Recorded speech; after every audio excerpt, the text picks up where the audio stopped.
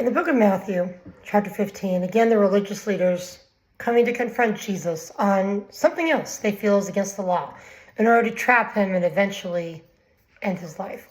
These Pharisees are a select group which practiced Pharisaical Judaism. After God's commandments were given, the leaders thought they needed more detail about what the Lord really commanded. So the oral tradition started to take over as more important than the written tradition, than the Torah. Shouldn't be, but that's how they were looking at it. The leadership's interpretation is the Talmud or the Mishnah, which they look at still to this day. Now, example here, Exodus 34:26 is a kosher law. The Bible itself just talks about the Jews need to wash their hands, and now it's not that you shouldn't, that you shouldn't wash before eating. Obviously, you should.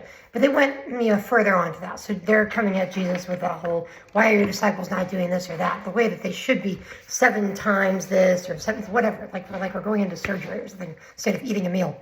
And I love how the disciples are like, you're offending the Pharisees, right? And Jesus is like, okay. Anyway, he returns and gives them a taste of their own argument. Goods were set aside either for the dedication of the temple to perform a vow for God. Those funds were set aside, were called korban, or a gift to be offered to God. There's no other requirements for it, but they used that to avoid taking care of their own family. When Jesus shows the commandments of God are being made void by the traditions of men. We cannot do that. You're supposed to honor your father and mother, period. And they were using an excuse that this money is God's money, so I can't give it to you guys. Sorry, that was their excuse.